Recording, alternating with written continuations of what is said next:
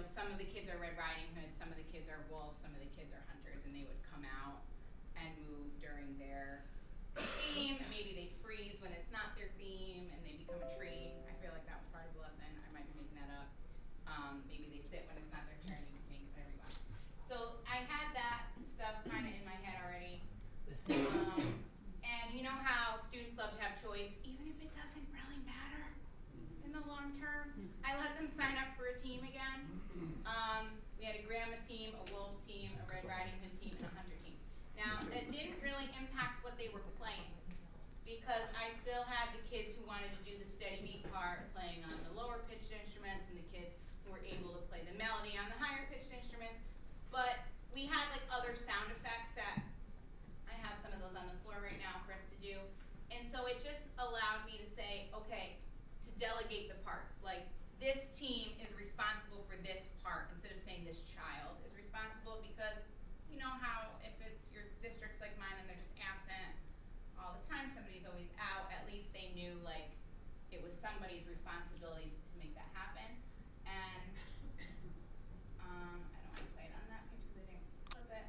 So I thought we could team up, and you can imagine bricks, but we've been doing a lot of that. I'm going to skip it, and I'm just going to show you the ones that I made up.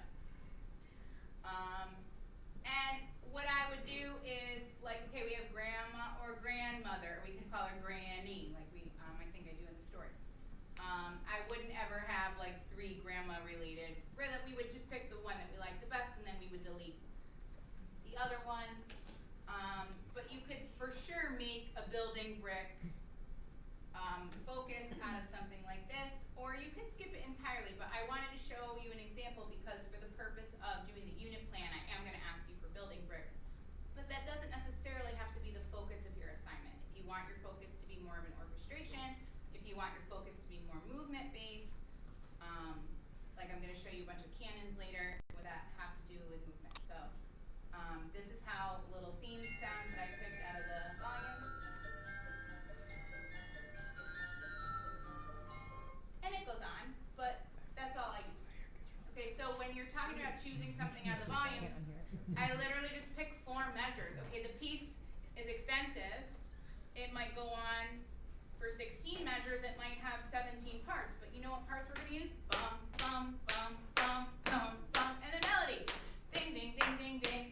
And if I have kids that are high achievers that want a challenge, there's a part in the music that says water glasses. And it's just quarter notes, and they're literally meant to be played on tuned glasses. But we'll just put those on a telephone and call it a day. So you have, you're like, what do you take? No. A telephone, same effect, same effect. Okay, so you're going to grab an instrument in just a moment, and I want you to just mime with me left, right for C, D, C, D. Now, that's fine for if you want a bass part. If you want an alto xylophone part, you're going to take your 2 hands and do your E, G, and your F, A. E, G, F, A, E, G. So your 2 hands are going to move together. Does that make sense? Yeah. Okay, so that's how I would prepare my students to do that before I ever put them on an instrument. Now, also the first time I hand out instruments or put students behind the bars, these are their mallets. Right here. Nothing else for a good long time until they can show me that they can do it. Now it's not just a classroom management thing for me, it's a tactile, kinesthetic.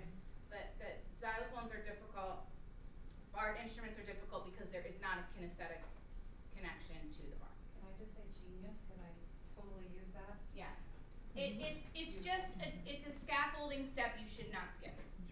I don't care how talented your kids are, or if they even have percussion experience, doesn't matter. It's still a kinesthetic step that I would urge you not to skip. Finger mallets for the win. Okay, so this is what it sounded like. And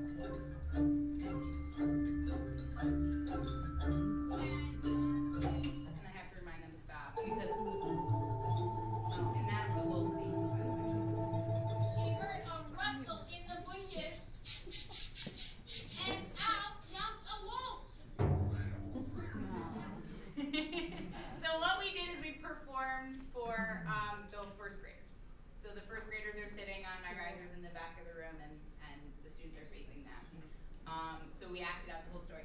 But I have to remind them, and on C, because that rocking motion can just go on indefinitely, right? So it was a little bit of a skill for them to realize that at the end of when the melody was finished, that they couldn't just live on an island by themselves and do this. They have to be in tune with the rest of the ensemble and the melody to know, okay, when the melody stops, I stop too. And I don't want them to necessarily count it. I want them to feel the phrase and listen to it. I mean, if I'm not going to tell someone not to count, like if a child needs to count it to figure it out, I wouldn't, or, tell them not to. But at the end of the day, I want that feeling of phrase more than anything else. Yeah. In that performance, did you have one classroom of students perform for one classroom of first? This is one 5th grade class, and I invited all the 1st graders in. So I think we either invited them at the same time 5th graders were coming, or the 5th grade teacher was kind enough to just show up when 1st graders had their special, and then like PE and art and library just hung out with me, and everyone was happy to not teach for that period. So I have really great colleagues, and they let me steal children as I need. Okay, so other sound effects that you are welcome to grab, because I will just point to you, or notate it when it's time. When the wolf has an idea, ding. When I need him to do something scary, like when he jumps out, you heard him, the boom. When he eats grandma, because that was part of the deal. The 5th graders were really into the noir aspects of the story. So in what we did is we took all the books out of the library that had to do with Red Riding Hood. So there were a million different versions, naturally, of the story. So I put them in groups and gave each group a different book, and I was like, okay, tell me what happens. Is grandma eaten in yours? Is grandma eaten in yours? And we just kind of compared the different stories of how they were told. And they decided that yes, grandma should in fact be completely engulfed. Okay. And so then when the wolf is coming, we're gonna just go E F, bump, bump, bump, bump, bump, bump. Okay, we give her a little Jaws theme. When there's a rustle or when he's chewing, okay, to digest his meal, okay, we can have a little scrapey sound. When Little Red Riding Hood is happy, we can do a little glissando on the block. And the hunters are gonna go ba-ba-da-dum, like that little saving the day kind of theme. And I have the spoons if you wanna be gallant and take your horse to the rescue. Okay, so this is me setting the scene for the story. Once upon a time in a cottage, and I'd like to tell you the story and go through it. You tell me, do you want to go through the whole thing or just pieces? I'd like you to sit behind the instruments and play through it. Yes. Okay, so from beginning to end, let's just go through it. Okay, grab an instrument. If you want a melody part, I'm gonna have to teach it to you. If you're fine with C, D, or E, F, E, G, F, A, E, G, F, A. If you want a supplemental instrument, take your pick. I have the sheet music if you want it, or you can just learn it the way I would teach kids, which is by ear. So you do want your F's back on. I don't care about your B's, but please get your F's. Okay, so the easiest, you want to learn a little bit of the melody, and then you can kind of decide what you want to play. Okay, so I want you to just repeat A, G, ready, go. Here we go. A, G, after a rest. A, G is after the beat. A, G, ready, go. A, G. So if you did that 3 times, you learned half the melody. The ending is E, D, C, ready, go. E, D, C. So I'll sing it for you. It's C, G, A, G. So I'll do the C, G. C, G, A, G. So I'll go, ready, go, A, G. Da-da-da-da, A, G. Yeah, you heard it again? Da-da-da-da, E, D, C. So if you look up on the board, or even if you want to write it down for yourself, I don't care so much if you got the in-between notes. If I have a kid that really wants to play the Red Riding Hood part, oh yeah, that's true, the chairs are a little up. Sorry about that. If you have kids that want to play that melody, but they can't get all those fast notes, who cares if they just did A, G? A-A-G. It's still at the right note at the right time. I don't care if they play the rest of it. It really doesn't matter. Because somebody will. I'll have one kid who will be able to nail it, and that's all I need. I really, as long as that kid's not sick or anything, like I can count on them, then we're good. So it's the high C, C, G, A, A, G. That happens twice. Try that. 1, 2, high C, ready, go. C, G, A, A, G. Let's do that again. C, G, A, A, G. Again.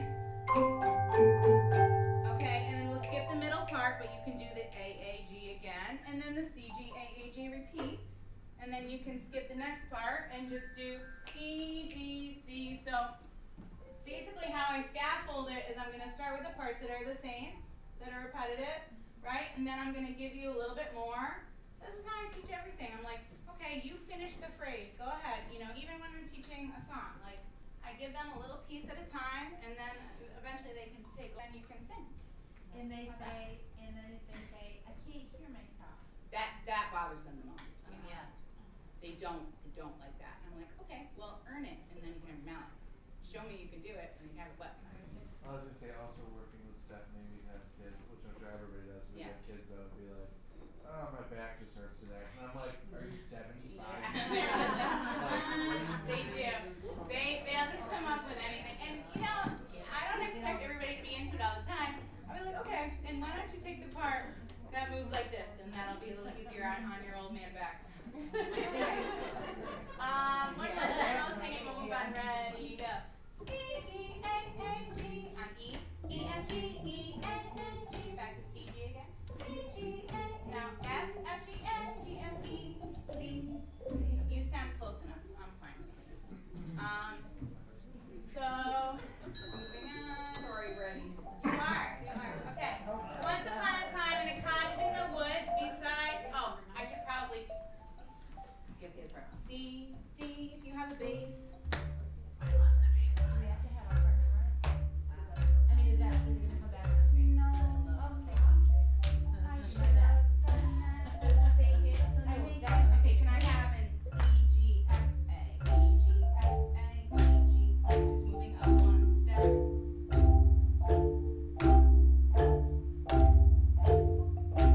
Okay, now if you want a Latin melody, I don't hear this.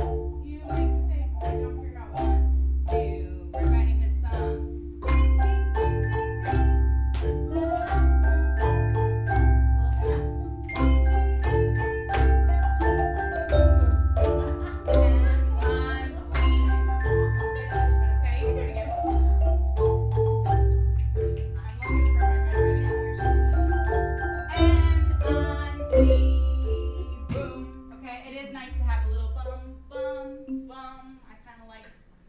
Better than ending all together. Does that make sense? Yes. I do find this to be helpful, so I will give you like a little Red Riding Hood wave when it's time to play her song. That's your song that you just learned. Now, do I want to learn another song? No, we don't want to learn another song. Okay, so can you make Red Riding Hood song spooky? Yeah, we can do that. Thanks, guys. Okay. I do this to the kids too. It's not just you. Okay, so there they are. So how can we make Red Riding Hood song spooky? My friends who were just talking about minor. No, I'm not gonna change the. I'm not gonna change the bars. You could. It's not wrong. Change the key.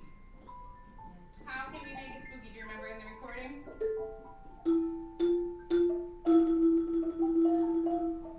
So instead of C, G, A, G, what am I going to start on? I'm going to start on A. A, E, F, F, E, and I'm going to roll on the E and make a nice tremolo. Can we try that? And then, yeah, we're going to cut it off. Okay, 1, 2, on the A. A, E, F, F, E. Okay, so that's the wolf song, everyone. Great job. So, everybody can do that. Okay, once upon a time in a cottage beside the deep, dark woods lived a pretty child called Red Riding Hood. Play your song. Ready, go.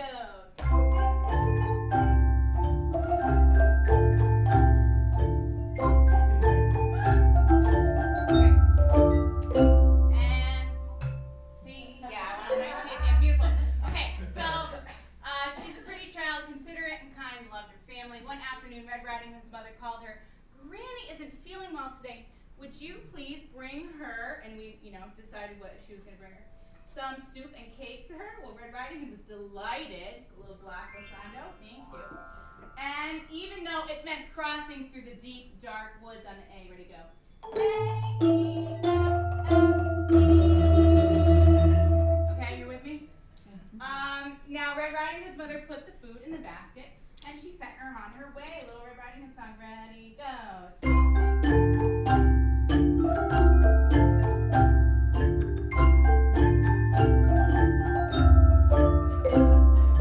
Okay, where did I put the picture?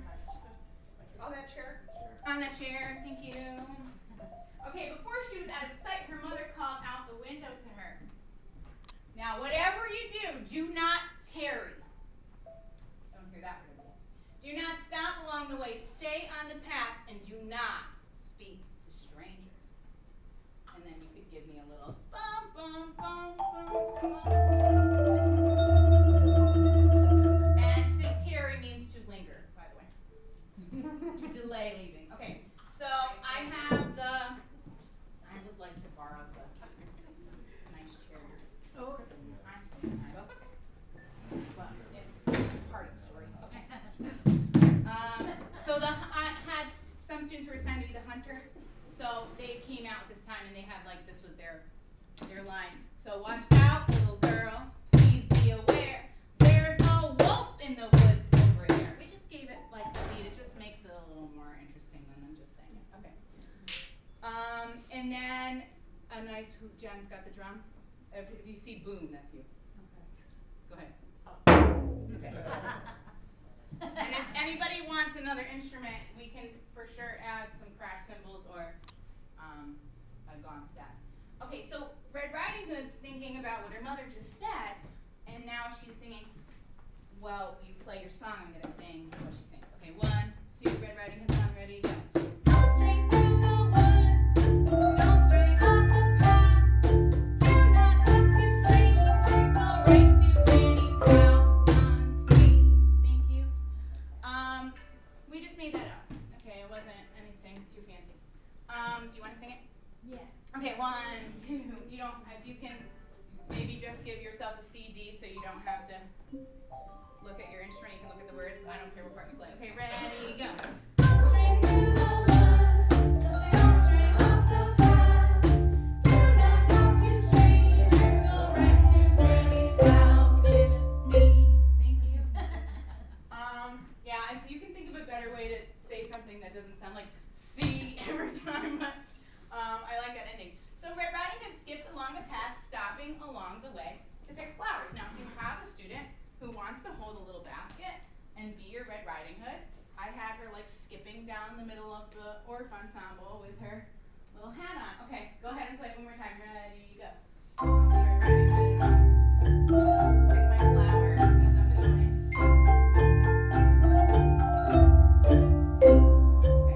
Well, thank you. Before long, she was in the deepest part of the woods, and it was dark and spooky. Now, when you see it highlighted blue, that means we're going to do the wolf song, and I would hold up the wolf for my students. Ready, go.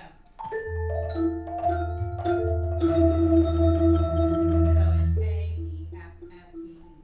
Okay, and she heard a rustle in the bushes. Who's got the shaky shake? Thank you. And then a boom. Out jumped a wolf. Now, if you want to be really fancy, you find something like this hiding in the closet of your classroom, and the kid puts it on. So if anybody wants to be the wolf, there you are. Hello, little girl. Care to stop for a little chat? Oh my, said Red Riding Hood. Mama said not to talk to any strangers. Anybody go? Okay, but the wolf was so friendly and charming. And where are you going, sweet girl? I'm on my way to Granny's house. She lives there through the woods, said Red Riding Hood. She's feeling sick today, and I'm taking her some lunch. And as I was going through this, I'm like, I wonder if we could sing that. I'm, going to Granny's house. She lives there through the woods. You could make it fit. She is feeling sick today. I'm taking her some lunch. Why not? Okay, I didn't plan that, but I was like, hey, that is. You don't say, said the wolf. Just then he had a delightful idea. No reason why I can't eat them both, he thought. You guys are great.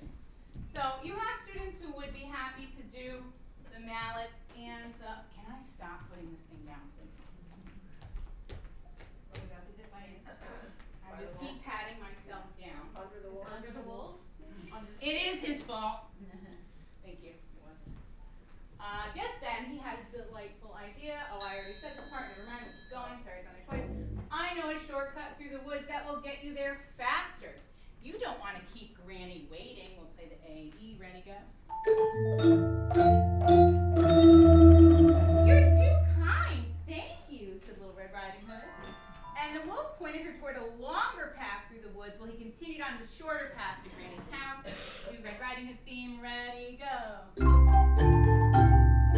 And they could sing the words there. We're not talking straight. Which is kind of ironic, though. She already talked to a stranger then. Okay, the hunter sound is going to be G, D, B, C. Try that. Ready, go. So as she hurried on, she crossed the path of the hunters again. And this time, so they're like rapping hunters, which I'm kind of get behind that. Okay, so help me out. Beware, Red Riding Hood. Take care, Red Riding Hood. The wolf is on the prowl. He wants to get you. And then we might say, look out, Granny. Here comes the wolf. Okay, so whatever rhythm that you chose, like there's not a right or wrong way to do it. You just figure it out with your students, and if they have like a better way of saying it, then that's what you do. Okay, so there's Granny and her little house.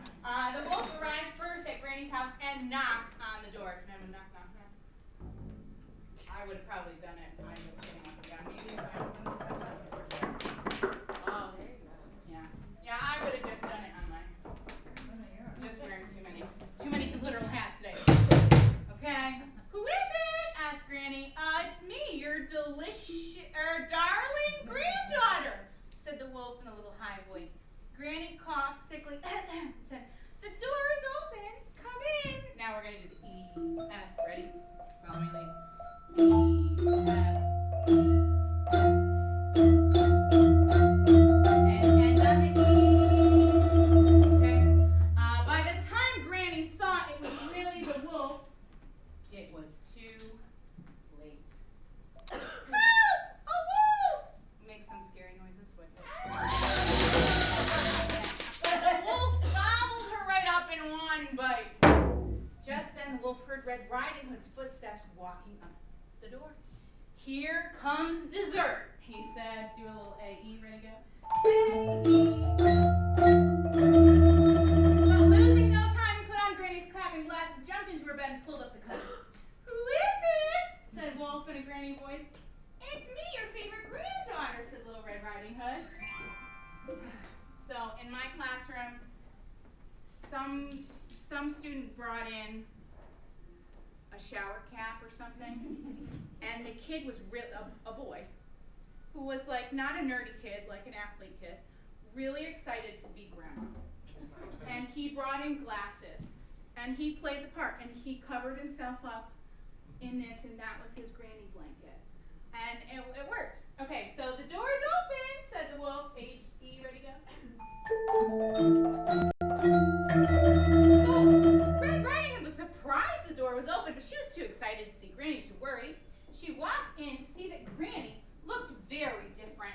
She brought her basket over to Granny's bed. And Granny, what big eyes you have! Better see you with, my dear. Yeah, this helped me out. We can add music to that if you want. And Granny, what big ears you have!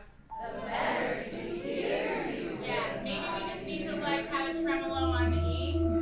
And Granny, what big teeth you have!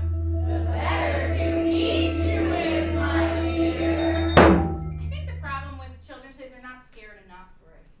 Like how many stories were we told where we were like, oh, that's a scare, like we don't scare them enough. That's my philosophical response to today's society, okay?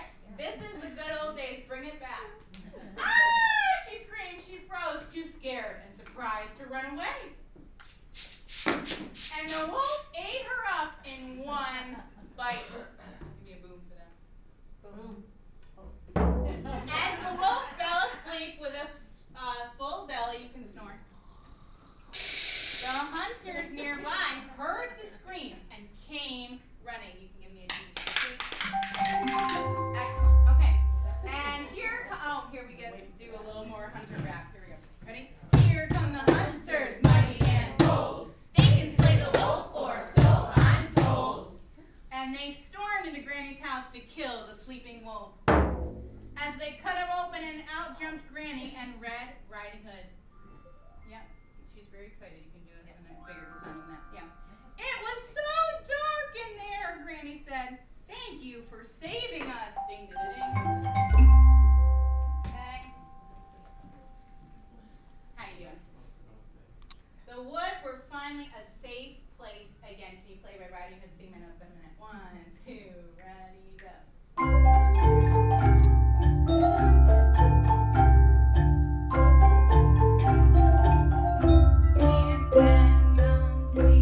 Very nice, thank you, you did great. Moral of the story, don't talk to strangers. Okay. How do you feel about that? Achievable with your students. I mean, you have a kid who could do the hard part, and you have something for everyone else. And again, if you were going to decide to do your unit plan on this, I do want you to make up building bricks just for that experience, but that doesn't have to be the focus of what you're doing. But could you add that component to any kind of story like this and still orchestrate and add melodies and add speech patterns, and you could do everything, but you sometimes have to pick and choose. And that was where I was hoping to get before lunch, but you see where we are. Okay, so canons.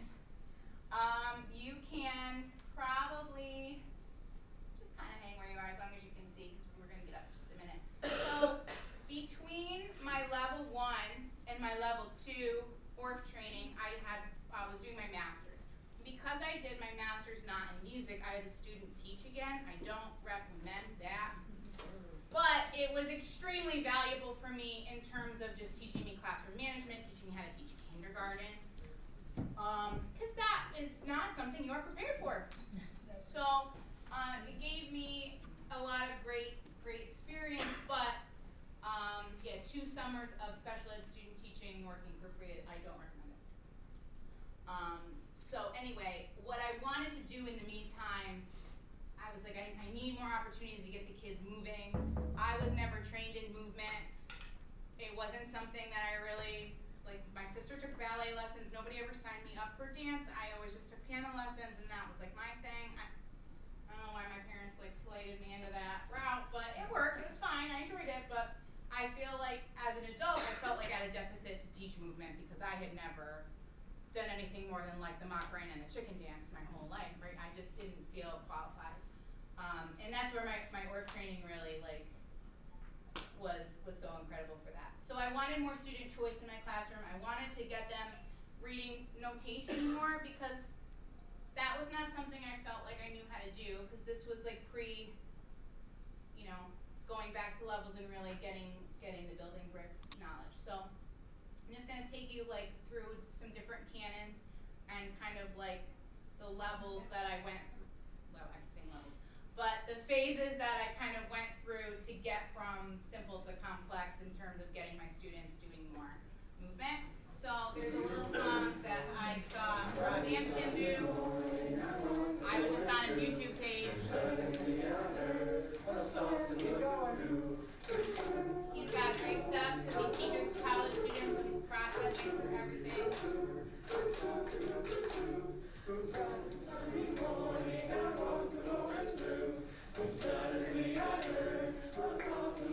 So they've got an A section where they move and a B section where they stay still.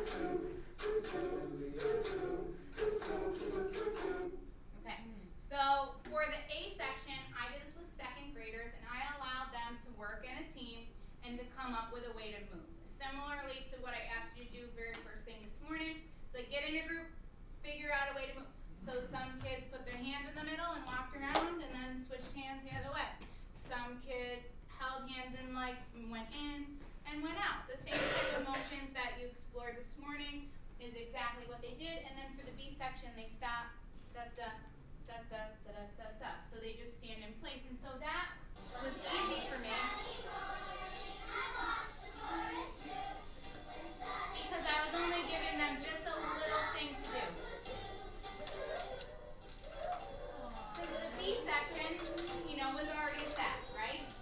So now when you split that up into two, it's cute because one group moves while the other group is still, and so it allows you to give your attention to each one. Notice the girls are in front, the boys are in the back. Confidence, right? This is a really old video, by the way. This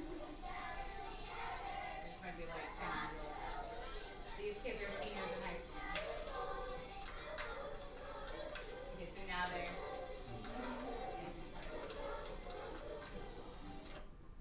questions about that.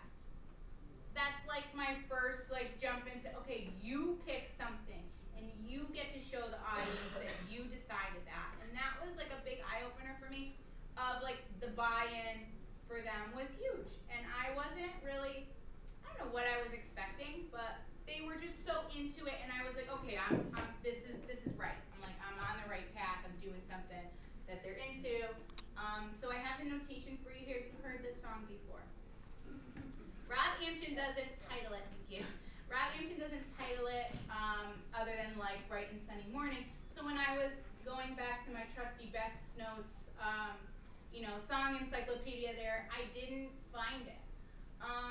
And so I was like, all right, it's got to be somewhere. But I did find somebody who uploaded a PDF that even had alternate lyrics. The autumn day is lovely, I walk the forest near. The birds are brightly singing, their joyful sound I hear. And she's even got a C section that Rob Ampton doesn't use. Mr. Moon, Mr. Moon.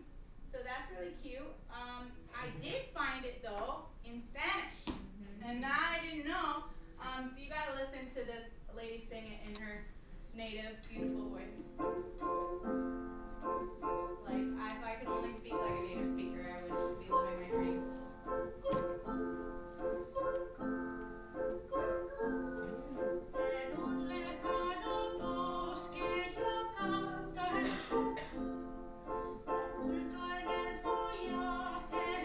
So my next dabble will be trying to get my kids to sing this in Spanish.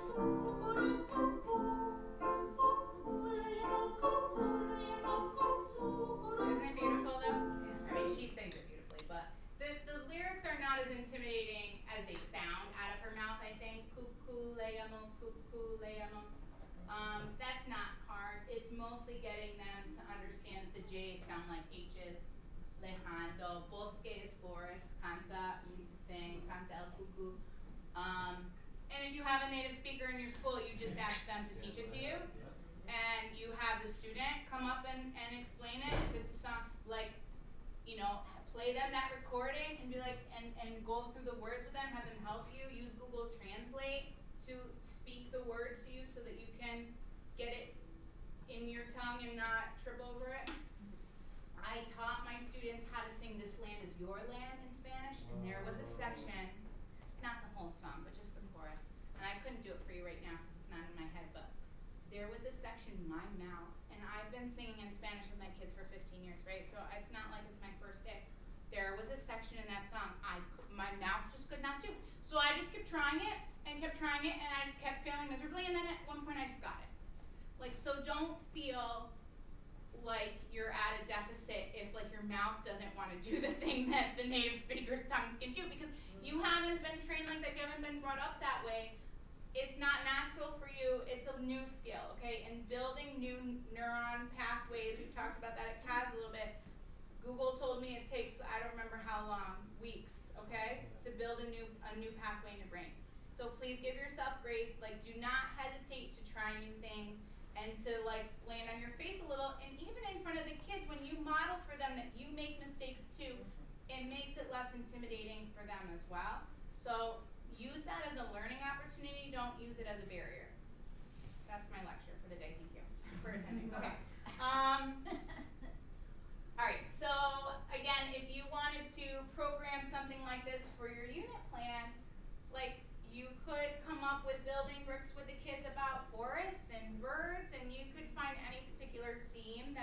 build your model words around. But that, again, doesn't have to be the focus of the activity. The focus could be more about the movement. And so how might you figure out how to put this together, right? So say you did want to use body percussion and building bricks, right? Could you do the song together, have some kind of body percussion interlude a la our Lunar New Year teams, and then go back to the song and then do it in canon? Could you see that being like a nice bookend ABA?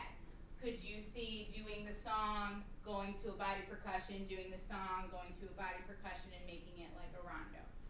I'm not saying that that cuckoo song is completely right fit for that, it might not be.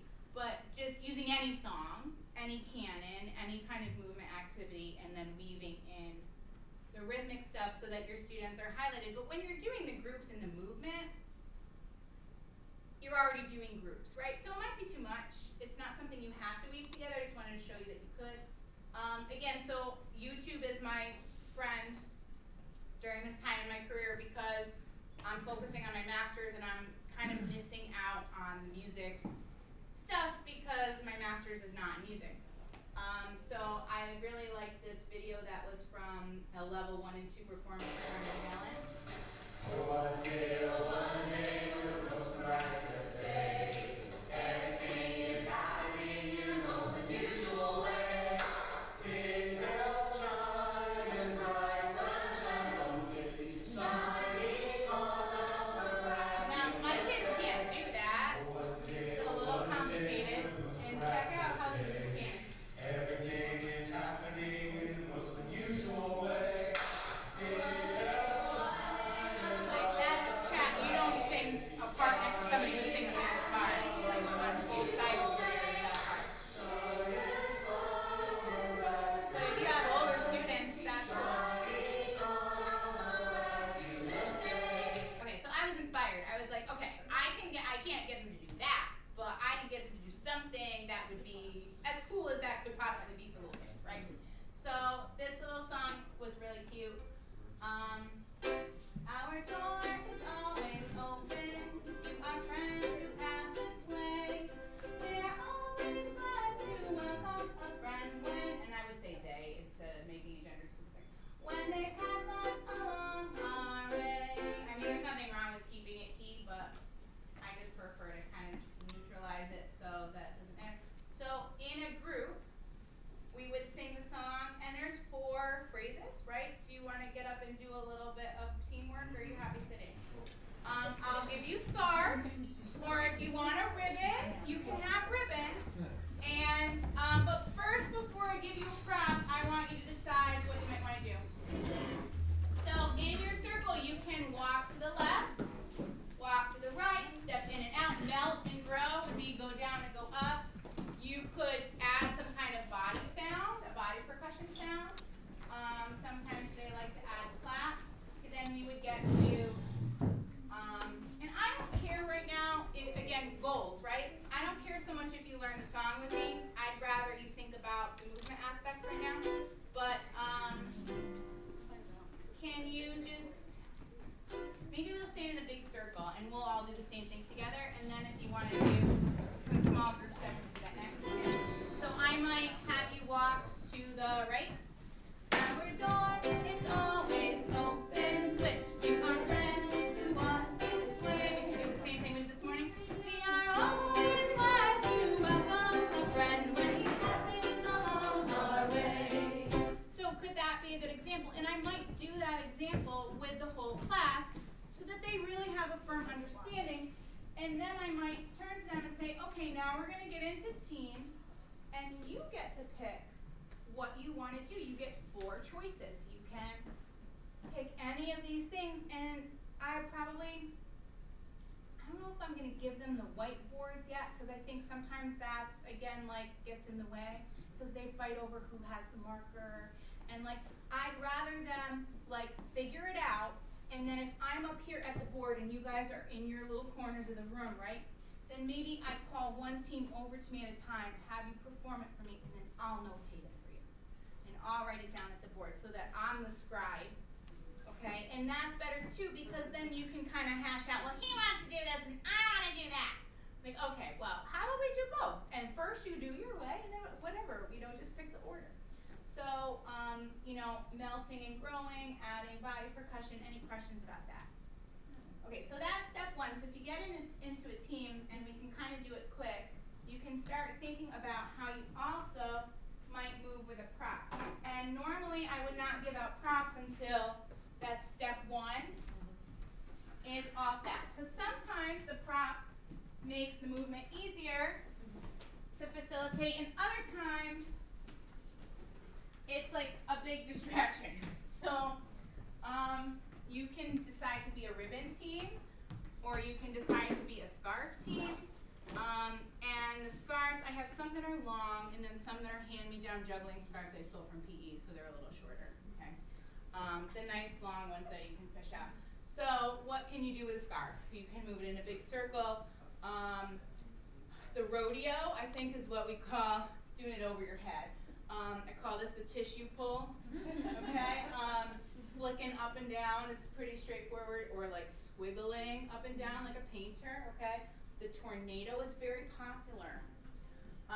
The jellyfish would be like, like kind of one of these. Okay, like pinching it in the middle. And they helped me make this list. We were just thinking what else could do: a rainbow overhead, a little arch, an X crossing over your body, or like making it more fluid, like an infinity sign. So I would go over like a vocabulary movement lesson, basically. Now, I don't care what you call any of them. You can have whatever name you want to give it. That name is irrelevant. It's just more giving them a baseline of ideas, and then if they add beyond that, that's great. But they need a foundation of suggestions from you, of like possibilities. Because how often, besides being asked what they want for lunch, are they given choices during the day? So they're really out of practice. They just don't know sometimes, and it's not like they do look at you like, what's wrong with this kid? Like, what? They can't answer me. It's not just that they can't answer you, besides the fact that there's all kinds of speech and language development issues and apraxia and who knows what else going on with these kids, but it takes them so long to process your information and to give you an answer. There's that. But then there's also the fact that they're not asked these questions enough to really have a basis to even draw from. So go ahead and find your fellow scarf people, find your fellow ribbon people. I'll try to untangle some. And we can use this song or we can move on. And I have long ribbons that are homemade. I have rainbows and we're on a team of those people.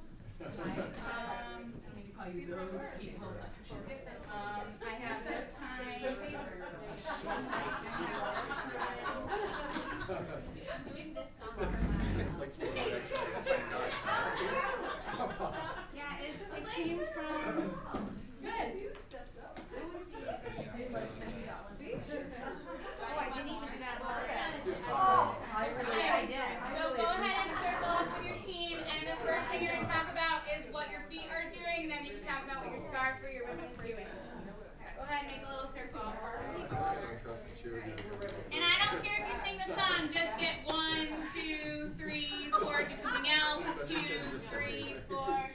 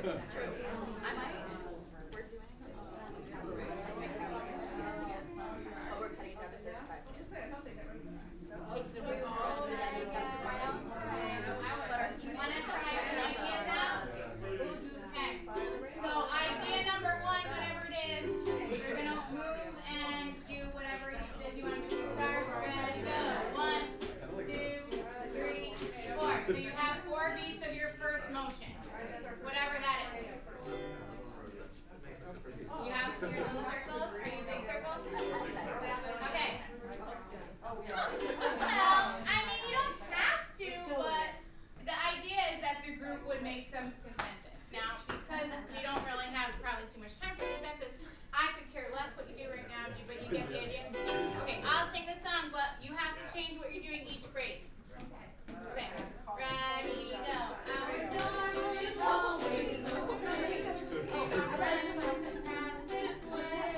We're always glad to meet your friend when he passes along our way. Okay, you can put those down, I think. I've got a Navajo prayer for you. Are you familiar with this one? All 96 of them, however many there are. I don't know where I saw it. Probably the Sorry, somebody take it away from us. Judy was the one who started it. So I have kids. So with that, I would definitely be doing the movement first before I put anything in your hand. I'm just going to do something kind of experimental.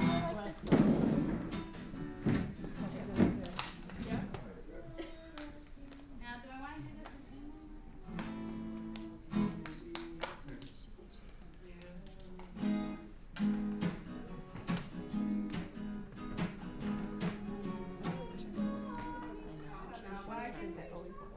Okay.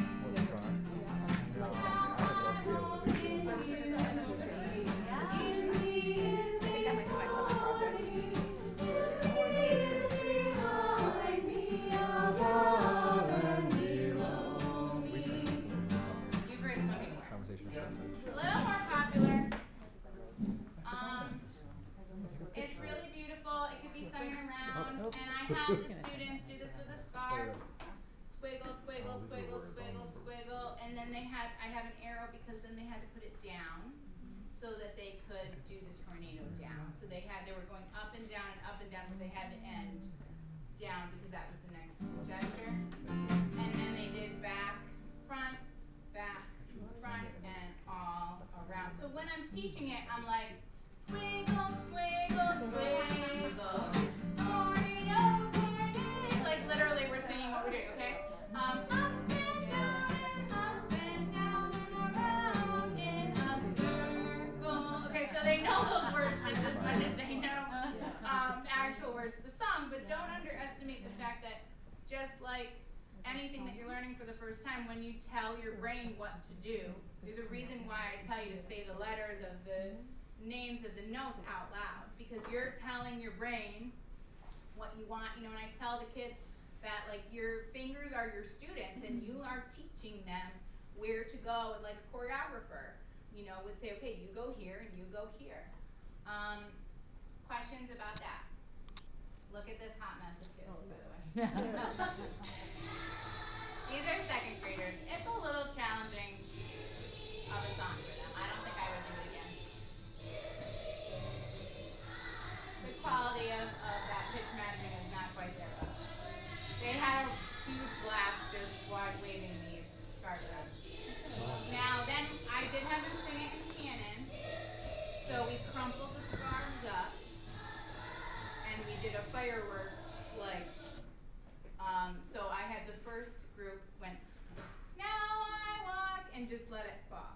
And then the second team, now I walk, and then the third team, because I didn't want them to hold the scarf when we were singing in canon. So I was like, okay, how do you get rid of it without stopping the song, handing them in?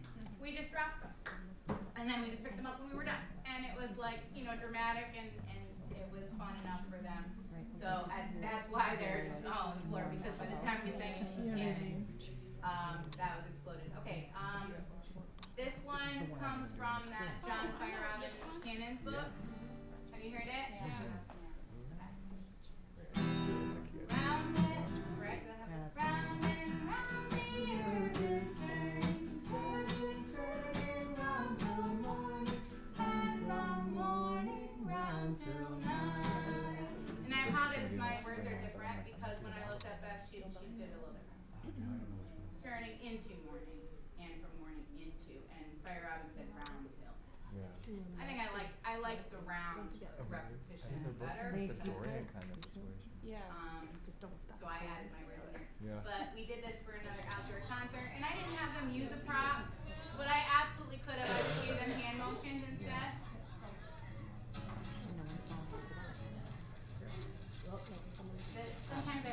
pouring myself a chair. This is one of those Might have times. been a draft. I'm just sitting on the ground.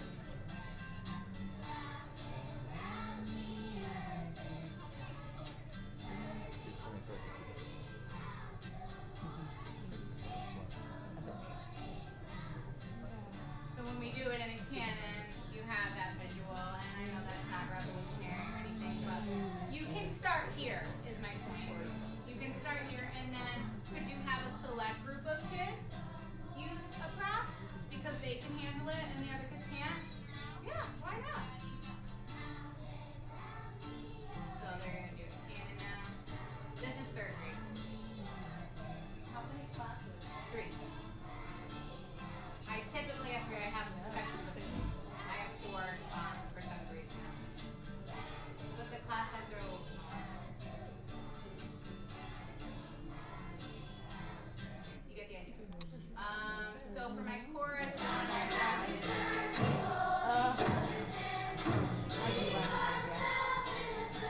cut it off because I put this online and the name of the school was like in a banner and I was like, I don't want that. So that's why I cut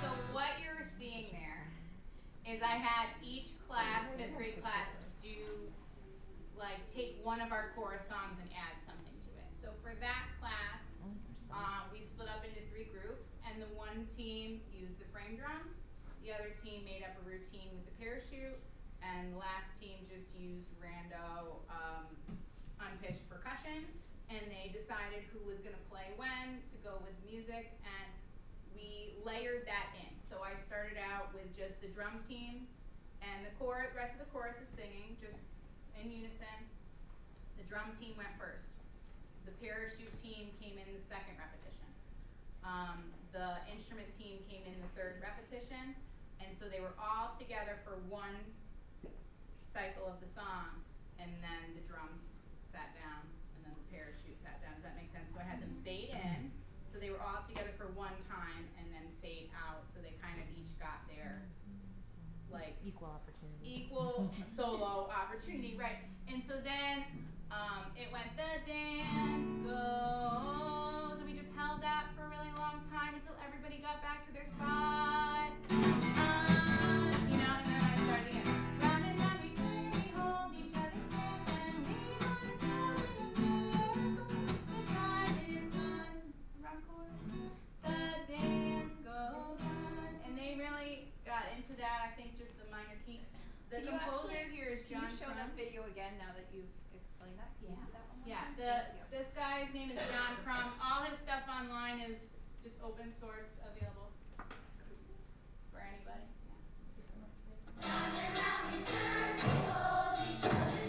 So they made up what they were doing.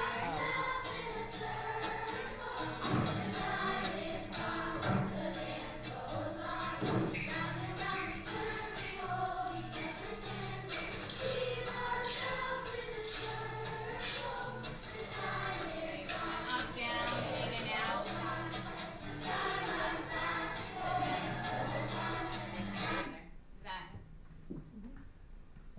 That was like 2019, and I was like feeling I was hitting my groove. You know, because I was like, yeah, I feel like I'm getting somewhere. And you know, then we had a winter concert, and then we didn't have any more concerts for a bit. Questions about like taking a canon and just running with it in terms of like getting on the movement train.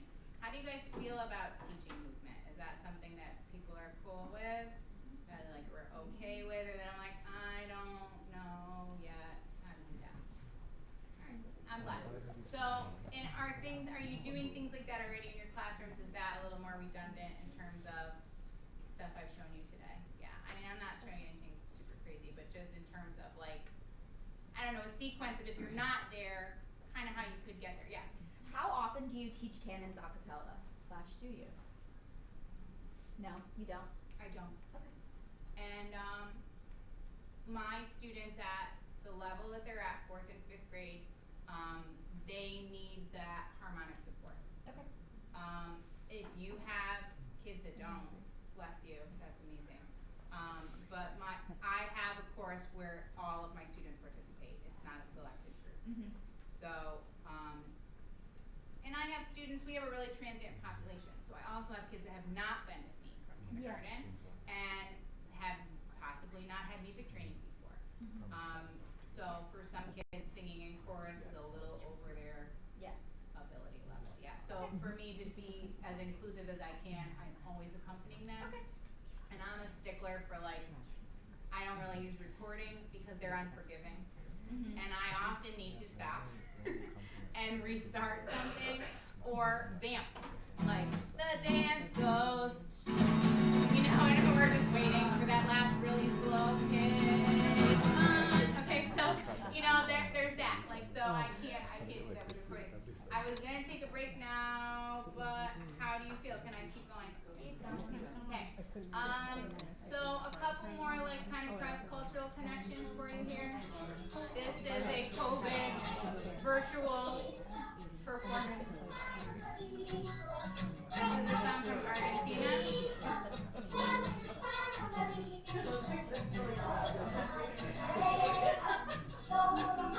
God help us if we ever have to have that.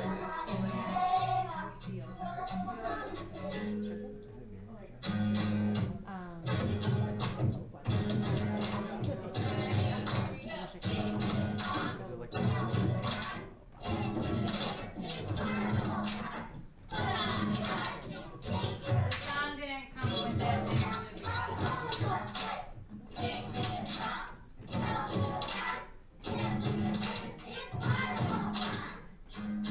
So when you talk about ways to extend a piece, it's a short song, so we added something. This class can be very seriously.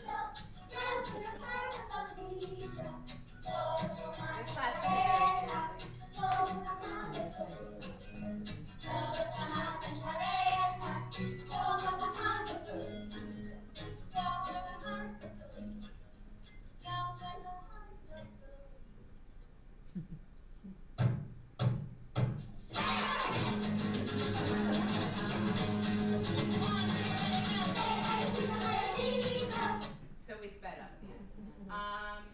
Ya viene el carnavalito. So here comes the carnival.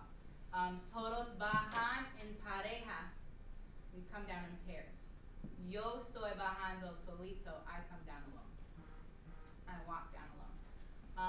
De Allecito. I have to think about what the translation to that is. I've written down. This comes from a book by Sofia Lopez de Boer and somebody else, a colleague of hers, I can't read her name.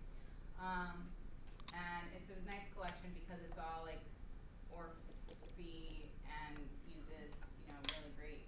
Okay, so de Allecito meaning from over there. So from down the road, here comes the carnival.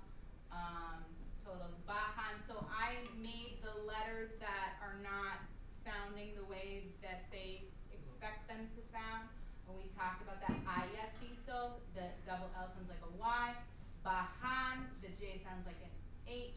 Parejas, if you can roll that tongue a little bit, but you don't have to. You could say parejas, and no one will know.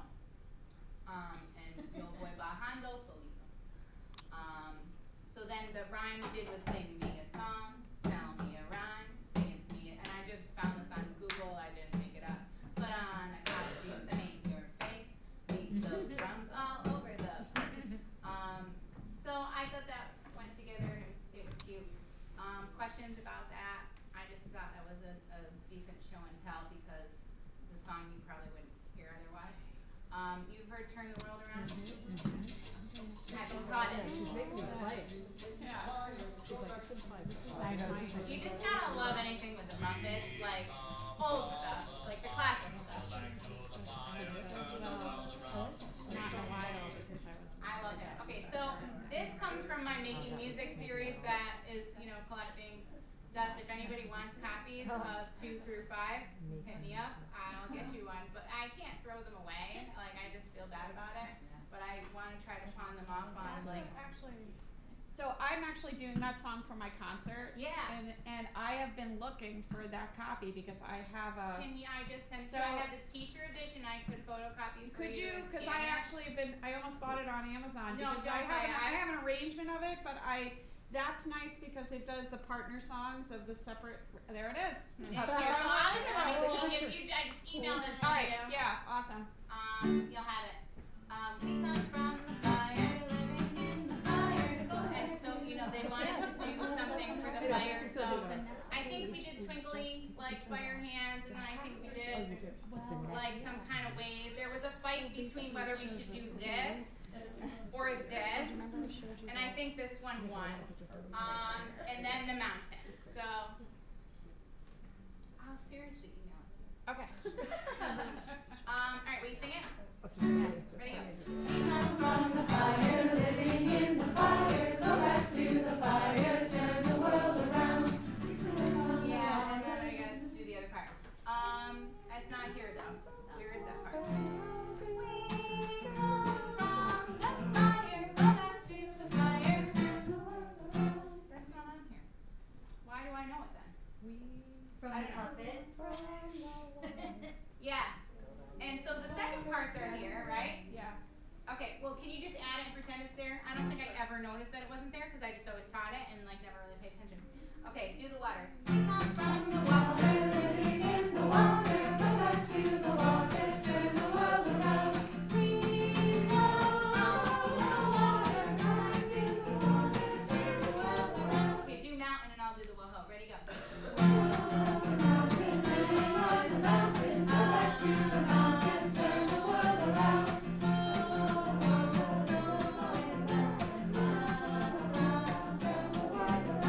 Okay, so that's how it fits together, and then you can do you know, and I'm playing an F right now, but do you know who I am? Do I know who you are? See one another clearly, do we know who we are? And so sometimes you have to really pronounce like, you know, where it falls because that 5/4 is key.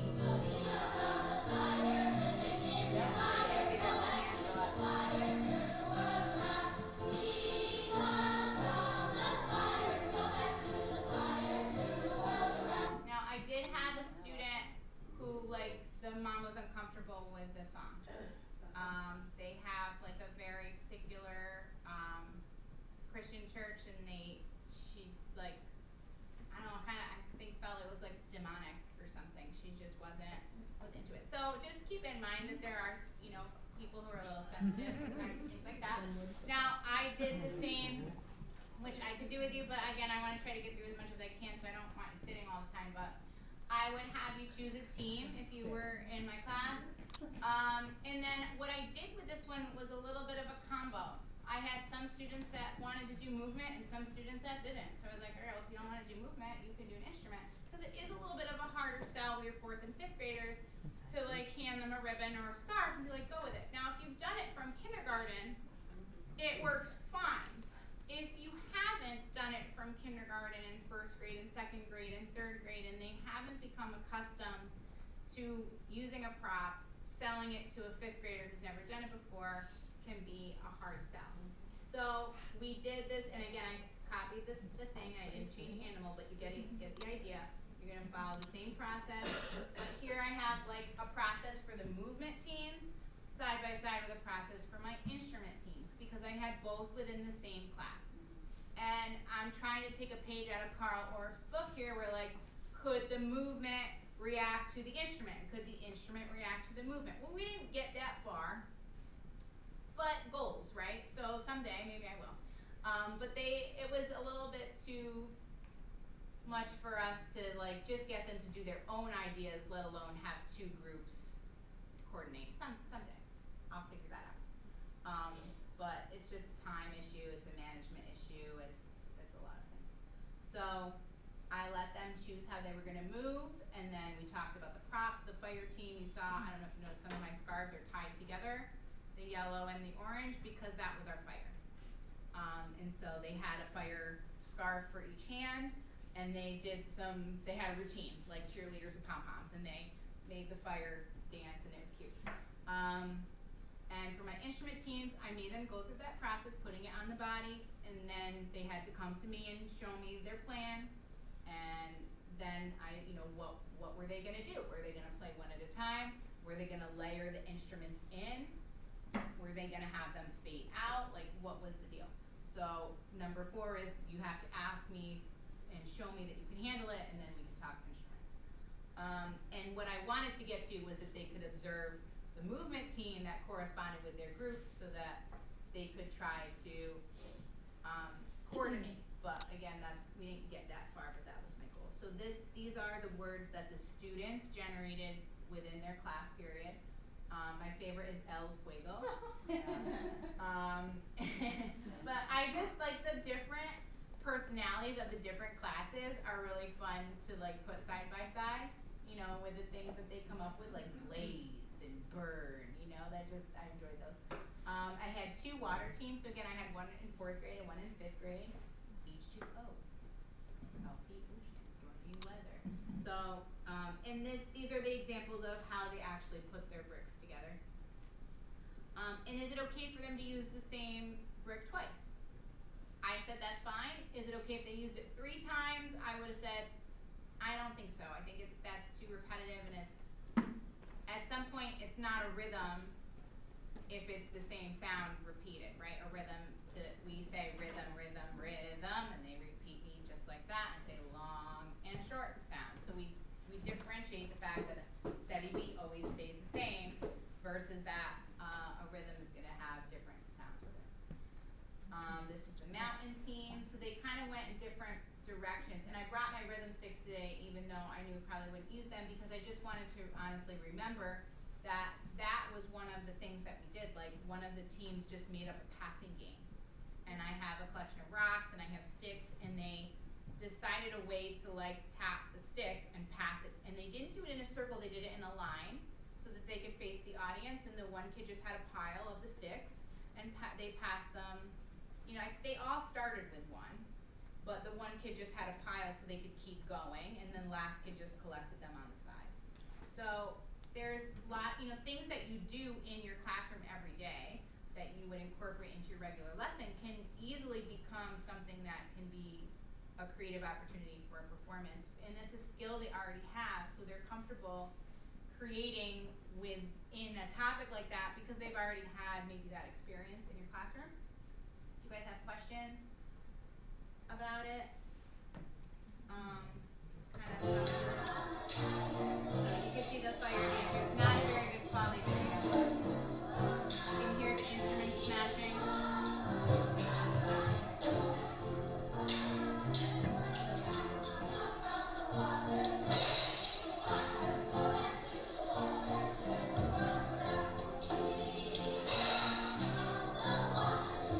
So I think they just took turns, one at a time.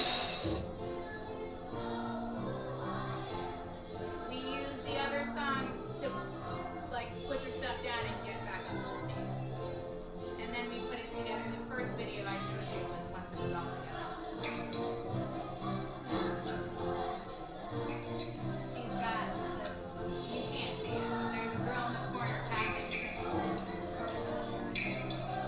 And I actually had these little stools that are different colors. They came with the cajones, the little triangle box drum set. I don't know if you've ever seen that. They're like all different colors and they fit inside a table. I can send you a picture, but anyway, I have the box drums all different colors. They came with little stools. So they actually did their passing game, I forgot about that, up on the stool so that it was like a little easier to see. Because when you do have kids like sitting down on the floor, depending on what kind of stage setup you have, so they did them up on the little stool so that they could be seen better. Do you have questions about? I would love to just like sing through and like process that with you, but we did some of it this morning. I hope that I filled the bucket a little bit. Yes. Just wondering, was the meter hard for them? Like to get like 5 beats of, It's 5 not, blocks or whatever you There's parts that are. There's parts of it that are, and there's parts that are fine. This part doesn't bother them at all. I mean, I guess The I mean part with the that's not instruments, like notated. with the patterns that you, with With the the bricks? That's what they're called, bricks. Oh, I see. So, the bricks were not doing in 5. So wait, but so it was happening with the song in 5, but they weren't doing it in 5? When I put it together, I didn't care if it matched up. Oh, okay. I let them have that experience, and I had that thought at some point. I was like, this is never gonna match up. So I could have had them do it separately and then sang, and then had them do it separately and then sang, but I didn't have the time for that because I didn't want my concert to be 70,000 years long. So I let that go. This is a really good question because I forgot that happened. I let that go, and because the body percussion transferred to the movement and transferred to the instruments, it was kind of a bygone by that time, and they just adapted somehow without me giving them any direction to like fit it together. And I just like let them try it and see what happened, and it was fine because the whole thing was very messy because it was all things that they were making up. So there wasn't any real parameters of it. I forgot about that, and that's a really, really good question. Yeah, so sometimes you don't plan. Sometimes you forget that you're working in different meters until you realize that it's too late to go back. So you're just like, well, it is what it is, and we're gonna see how it happens. And it ended up being absolutely fine. Because the point was just for them to create something, and at the end of the day, it didn't have to line up perfectly, and they just made it fit. But pay attention to that if you're choosing something in a different time signature and you do want it to fit, because otherwise you'll be like me, scrambling and being like, what should I do? Okay, I have one more share. And then I think we'll be really in good shape actually. I wish I could have had time for you to like do a little bit more, but if you don't mind kind of ending the day a little more chill, and then we're just gonna kind of take some questions after. And I have a pile of books on the table that I just plucked from my bookshelf in case you wanted some inspiration. Stuff that I haven't necessarily used, but like is in my pile of this could work. And if you see something you like, you are welcome to pick my brain about it. Are you familiar with this book, The Color Monster? Thumbs up, thumbs down. So I feel like at one time I followed Jessica Biel on Instagram. Okay, random story. And she shared it because they had young kids at the time, and I think I was pregnant for my son then. And I was like, oh, I need that. Like, so this was like pre-pandemic that I like had to acquire this book, and it was mostly because of the pop-up. I mean, also if you don't have the wheels on the bus pop-up book, you're missing out. It's a little expensive, but it's a worthwhile investment. Okay, this is my friend the Color Monster, and today he's feeling all mixed up, but he doesn't understand why. Look at you, monster, you're a mess. You've jumbled up all your emotions and your colors too. You can see it's very well loved because it's falling apart. I know you can separate your feelings and put each one in its own jar. If you like, I can help you. This is happiness. It shines yellow like the sun and twinkles like the stars. When you're happy, you laugh, jump, dance, and play. You want to share that feeling with everyone. And there's a really adorable poem like that on each page. Sadness. Anger. You can make him like lose teeth. And then you have to. Okay, this is fear. Spooky, right? You'll hear some of the rest of the poems. I have videos of the kids. This is calm. Okay, all your feelings are in their places now, see? And the jars open up. Right, so you can do that. Now they do make this book not in the pop-up. You want the pop-up. So all your feelings are in their places now. See, they're easier to understand when they're not all mixed together. And it's cute, you know, they're just like colorful. But wait, there's one feeling left over. What could it be? Isn't that cute? Let me make the heart stance too. Okay, so I had this book because I was like, this is adorable. I'm gonna be a mom. I need this for my child.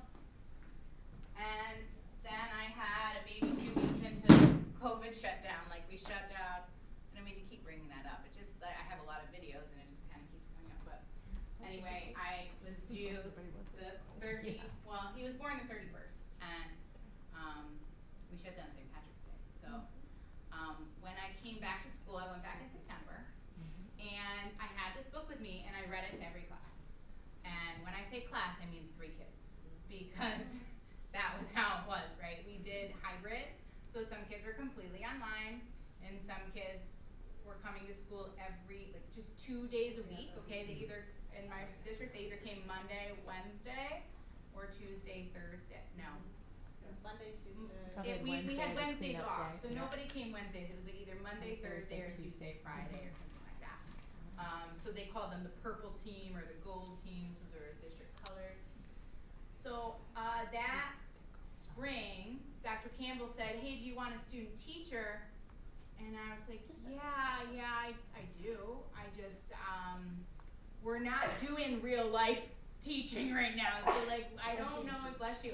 I don't know exactly how to give him an appropriate experience, but I don't want to say no. I want to say yes. I just don't know how. I just don't know how I'm going to do it. So I had read this book to every class in September, and then when I was getting ready for Xavier to come, I was like, all right, so I had just like another like brainstorm kind of deal where I was like, okay, I could make it, because we have these different teams of kids. I ended up having, like, you know, my numbers lined up again. There's 6 feelings, right? And I had like 6 groups, because if I have 3 sections of kids and they're only coming half the time, right? I had my purple kindergarten and my gold kindergarten. And so I was like, all right, I think I could make some kind of project, because the other thing in the back of my mind was not only giving my student teacher some kind of Orff classroom experience, but also to give the students something that they could culminate together and have a project. So this was like really the first like big project that I did. So again, I ended up putting it all on a Google slide and sending it out and saying, okay, here's our virtual concert. My kindergartners did Happy and You Know It, but obviously not all of them were Team Happy, right? So we changed the words, and I'll take you through what I did. And I think I used the keyboard, because I like just sat it right on the floor. By the time I did this with kindergarten, they had given me my classroom back, and there was just nothing in it because I had everything in storage.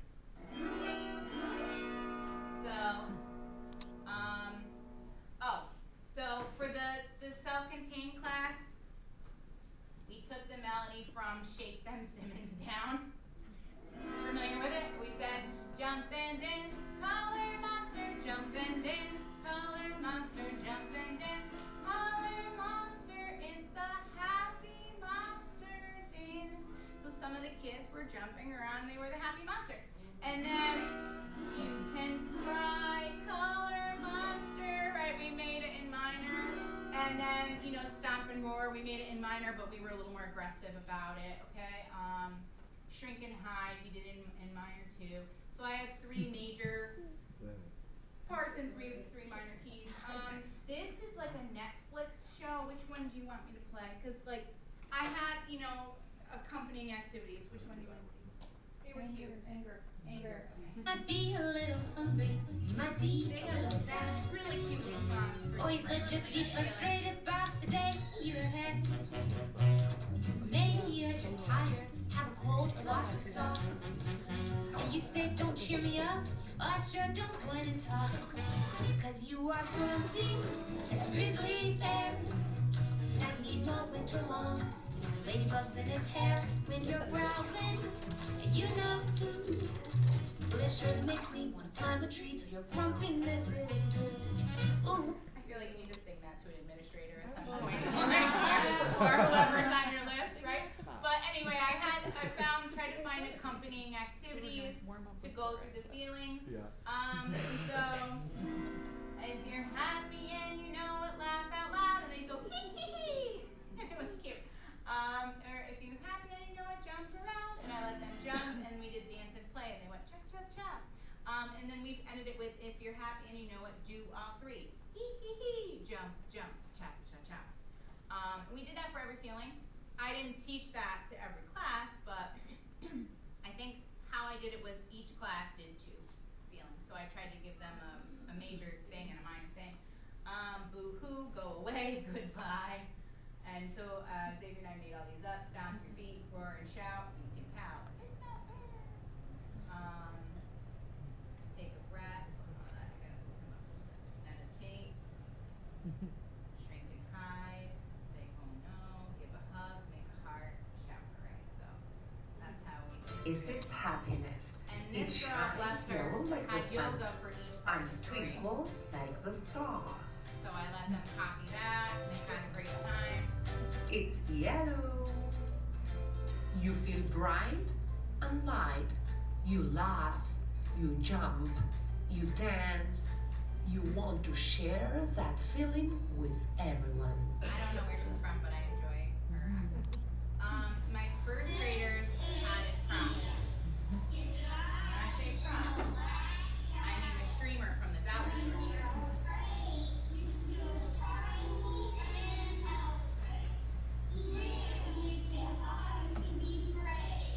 So what you're hearing is that I recorded it ahead of time and then played their recording through the smartboard. Because I found that between the mask, which hopefully we never ever have to do again, but also they just couldn't coordinate to move and speak at the same time. But if I recorded their voices and they were moving to their own voices, so I literally just gave them, okay, party, my house, okay. But yeah, went to the dollar store, bought a roll of each color from the story, and that's what they moved with because they could crumple it and I could give them a new one, and it was $1. So for first grade I focused more on the yoga and that movement with the streamer. Okay, now keep in mind, like, this is COVID, so we weren't doing as much. But I just wanted to share this with you because in the lens of like real classroom life, like there's a lot that you could do with this one book. And I want to also, I don't want to tell you that you should do one book for your entire school and your entire concert, but I just want to give you an example of how you could.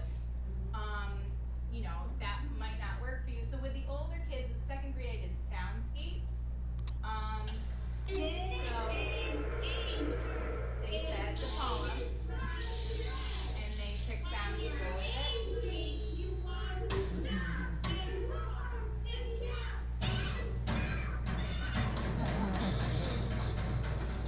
And they had a blast with that. And with my older students, again, surprise, if you've seen the common theme today, we got into building bricks. So I wanted to just show you the slide of like how, you know, we brainstormed. And this is something that I was even able to do like online with them, right? Like we were just sharing and figuring out ideas of which ones we liked. We stole props from the PE closet. He had pool noodles, like for freeze tag, I think he used them for, and hula hoops, so they made a sun on the floor and gave us that.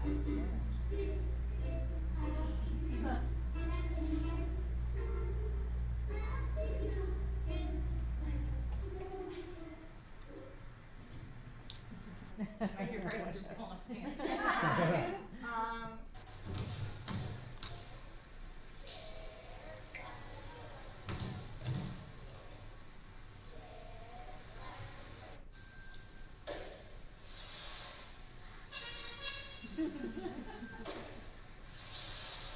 So it's just, they had such fun just also looking at the instruments and just deciding like what instrument fits this emotion. And if you need any social, emotional, you know, learning tools, I just think this is a great one. It's row, row, row your boat, though, right? Okay. So we could do it in canon if we wanted to, and they could play one chord and have a really good time with that. Okay. It's just it couldn't be more simple, but like we just put all these little simple pieces together. I don't have to keep showing you everyone unless you're into it.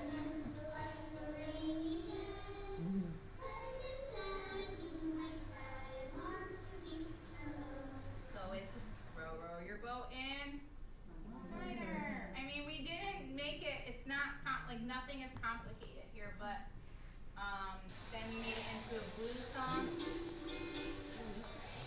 Like whatever the group of kids wanted to do, they wanted to play ukulele. We made it work. And they can't play this that chord, so we just left it out, and I played it. Whatever it was. Maybe like a D7 maybe.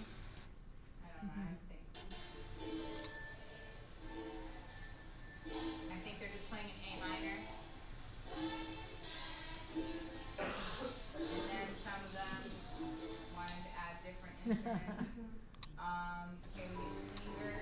They made it like a flaming fire come out of their flute.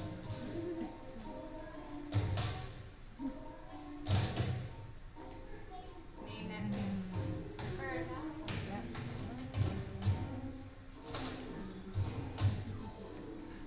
Okay, so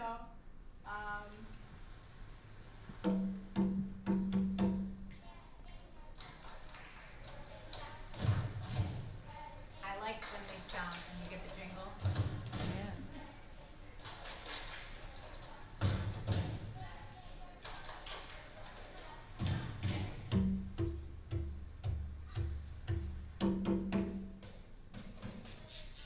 So, like a next level is working on those transitions, right? Can you get to a spot in the certain amount of beats that we can start over right away?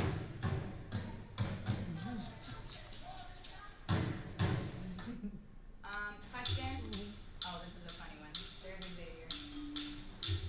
These boys, what was I gonna do with them? We got 3 5th grade boys, and this is what we ended up with. Okay, we did some crazy training.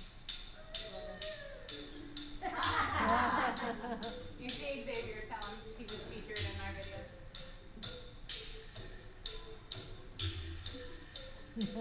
That kid with that E bass bar was living his best life ever. That's amazing. Oh, and I meant to tell you when we were doing Red Riding Hood, but I couldn't find the caps for the bass bars. But if you don't have bass bars, you get those boom whackers, boom, boom, boom, boom, boom, and it looks cool when you're doing it too. And you can have one could be the C and one could be the D, or you can just have like, you can use the shorter ones even, you know, and have the octave caps on them. They were fine. That could just like whack me on his shoe. We made paper fans.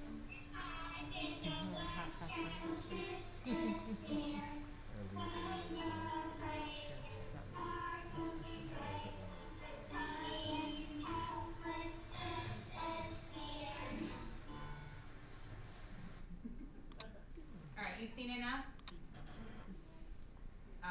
This one they did, they wanted to do it's the scary movie song, da da da da da da da. What is that? Yeah, Michael Myers. They're obsessed with that song. They asked me to play it. Like they want to hear it on the piano. So we started with you know, I'm just having them put their finger on and off. It's hard to hear a little bit, but that's my auto harp.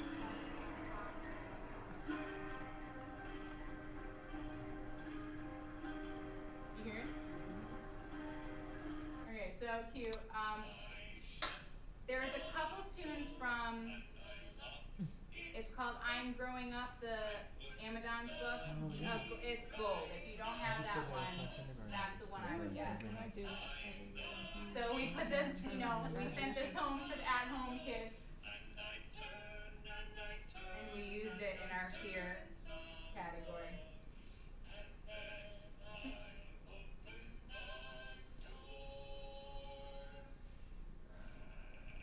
It's like a, you know, it's labeled as a finger play, but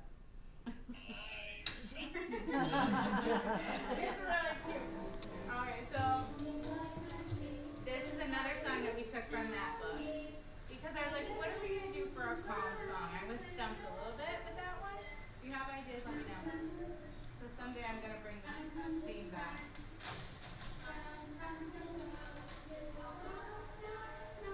You just put the kid who knows what she's doing in the front, right? Everybody just falls in line. And so we changed the words. We say, this is calm, breathing in and out, eyes closed and taking a deep breath, light as a leaf that floats in the wind. Breathe slowly and deeply, feel relaxed and peaceful. This is calm. So we ended up writing words that were not the original words, and that's how it went. We got like the Namaste team. I'm just gonna skip ahead. We got the Pink is Love girls.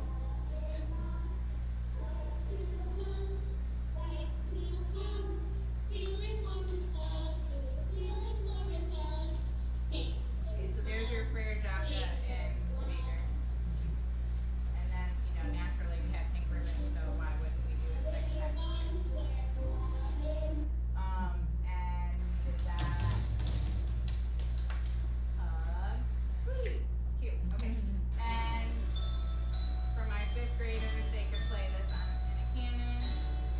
So we started it together. And I had the one kid that wanted to play that chord over and over again. So how crazy does that make me look or sound? I don't know. I'm just giving you the gamut because there's like an endless amount of possibilities. It could just be something you do in the classroom. It doesn't have to be for a concert.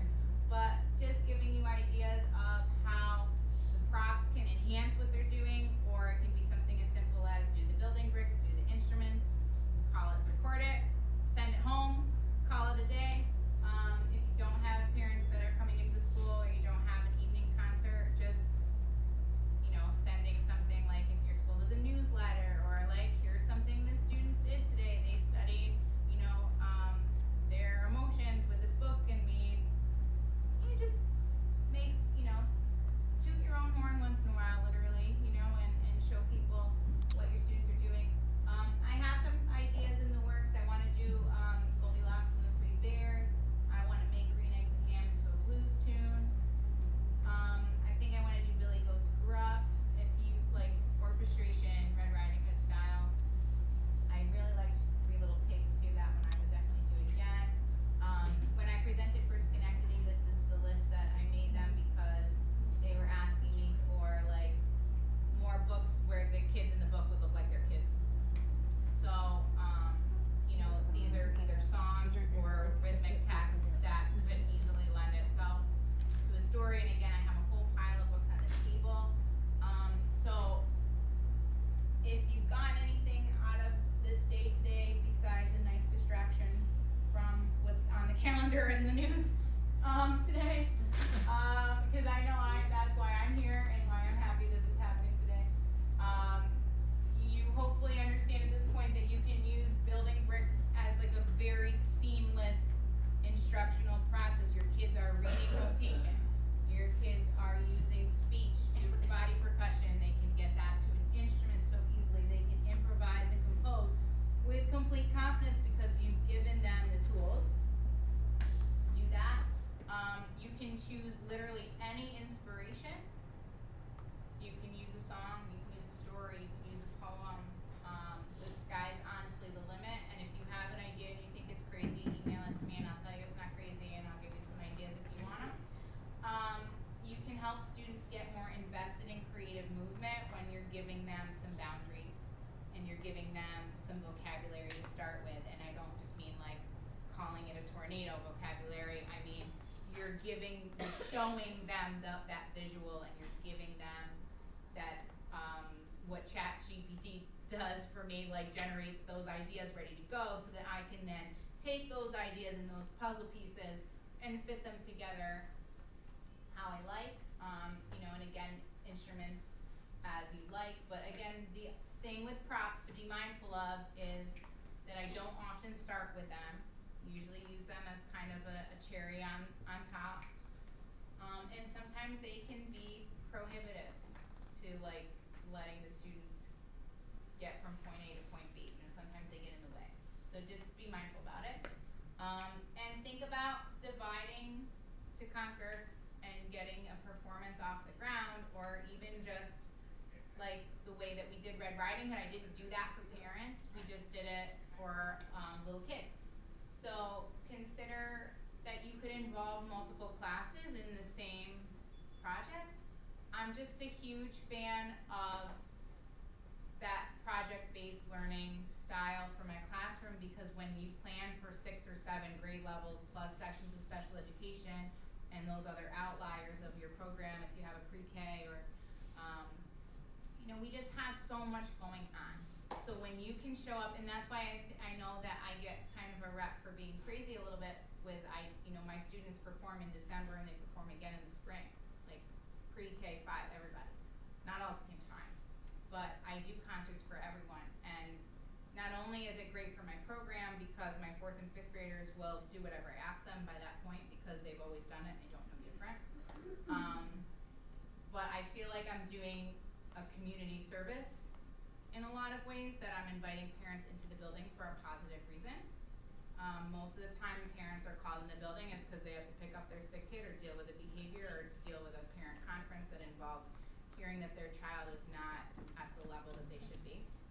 A lot of those experiences are negative. A lot of people come to school as a parent with their own negative trauma of what happened when they were in school, and if they didn't have a positive experience in the education system. So that's my soapbox about that. But back to the divide and conquer, like, think about how you could take different pieces or different areas of your program and give everybody one little job, so that together it's a really nice thing. But it's the idea of the Orff approach is doing exactly that, taking little elemental pieces and layering them, stacking them, fitting them together like a puzzle piece into something that feels complete and complex. Like, you do put all those simple things together and they do end up, like when I show videos of my Orff ensemble, or people see them and they're like, how do they do that? Like, they sound really good. And I'm like, well, it's just a lot of small things that, you know, fit together. And then you can also, when you have those different pieces playing that are layered in, you know, then you stop and you do a solo for that one part, and you stop and you do the group and the solo and the ensemble and the solo. And, you know, there's thousands of ways to extend something that at its core is very, very simple. We used row, row, row your boat and Frere Jacques. Like, you know, that you can't really get more elemental than that. Thoughts and questions I would love to answer. If you have questions about that online course component, what I'm hoping that you're thinking about and your wheels are turning is that you're going to think about ways that you can involve your students in project-based learning, that you can get them doing a little bit of small group work, and keep in mind that you are that facilitator that either might have to babysit one group and have your eyes basically everywhere else at the same time, or if you don't have a really needy group in particular, then you're just going round and round, and you do need something like my wah wah wah or ding. You need some kind of attention getter, whether it's that you clap your hands, or you need to train the students to, like, when they need to stop and when they need to focus on you. So I would preset them before you get too far down that road so that you have a routine built in. And just thinking about this long-term planning to save yourself time and mental space. When you show up to work and you're like, oh, I don't have to worry about the 3rd graders because they're doing that project and we're just going to pick up where we left off, and you don't have to have a new lesson plan that day. And it's really great. And that's why I was talking about why I do so many concerts, because I do enjoy it from a lesson planning perspective, that I'm going to set it up and then I'm just going to show up to work for the rest of the year and I already know what we're working on and not having to worry about what my plans are. So I kind of thought we would say, so assignment 1 online is due on the 18th. There are links on the website, and I will send you that link in your email. of where to submit it and how. So what you're gonna do is you're gonna download, when you click on that unit plan, it's the document I kept showing you that you would ultimately be filling out. I wonder if I have a copy of it again here to show you, but little pieces of that one document is the thing that's gonna be due at the end, but I'm gonna just give you little pieces of it that are due a little bit at a time. Am I making sense or am I confusing you? So like step 1, like lesson 1 of the unit plan is like the first thing that will be due. Lesson 2, but it's one document, so you're just gonna add on to that one document over time. The other assignments are not gonna be due till January because I know what December is like for everyone. So we've made 2 due dates in November and 2 due dates in January. And your final assignment is to just show me the finished product. And I started making that website to kind of share all my notes and stuff, and there is a component to it where you can have a community page. So I was trying to see, I have to play around with it because I really don't know what I'm doing at all. Like it just made the website the first time for CASDA, and so I'm very new to it. But what I'd like to do is kind of have that community page, if I can make it, figure it out, make it work, have it kind of act like a Facebook group in a way, so that we could kind of hash out ideas like, anybody got an idea for this, or here's my idea for this, what am I missing, or like kind of a place to bounce around ideas. I mean, we could also make like a Facebook group, but I thought not everybody has one, or likes to use it, or likes the memes and the political things that are on there. Okay, so that's where my website is, a community page coming soon. If you want to be part of an awesome team that hangs out on Saturdays, these are the people that I gush about. But that, like I said, doesn't fit my schedule now with my little people. So I am really grateful to have an opportunity to be here with you and that you all showed up, because I really wasn't sure if I would pitch something like this. I'm like, will anyone come? And then you're all here. So it's really been a big treat to get to hang out with you all day and show you some crazy things that I like to do. And if you would like to do more things like this, I don't want to beat a dead horse but if there's more that I could offer you in any capacity, or if there's something you want to know more about or something you want to do, I mean, I think Denise would be open to helping me do the same thing again, and my district's really flexible and has been really great admin-wise with allowing me time to go either to another district to present or to do days like this where it's more of a conference type deal. So the BHB group, if you want to put the April date on your calendar, do you know it offhand, Jen? I think it's the first Saturday in April. Yeah, the next workshop will be April. We do a September, an October, and an April, and again, that's a Saturday. So if we can get, is it? The 5th. If you want to put heads together and come up with something, my next superintendent's day like this is in March. I want to say it's the 19th, but I could be making it up.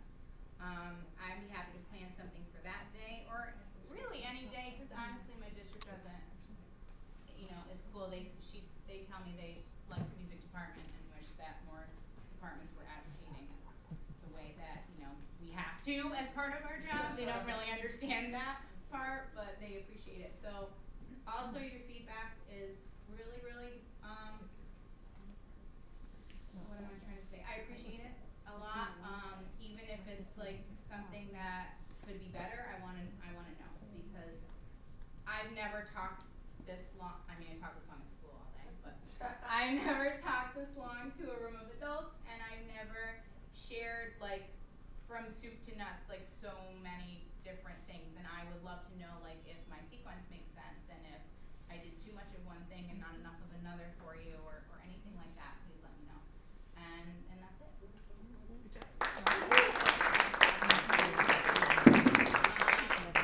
I have been sharing some stuff on social media, mostly as like a virtual resume of my students, and then BHB has a lot of stuff that we've been sharing online too. And I think that's That's the last slide. There were like 200 or something of those. That's why I'm gonna go through it and like delete the ones that you don't need to save you from like having it load for 20 minutes on your computer when you open it. But I will send it out to you along with the rest of the course info. Thank you. And if you want to carry anything out to the hallway, Rob said he can pick stuff up if you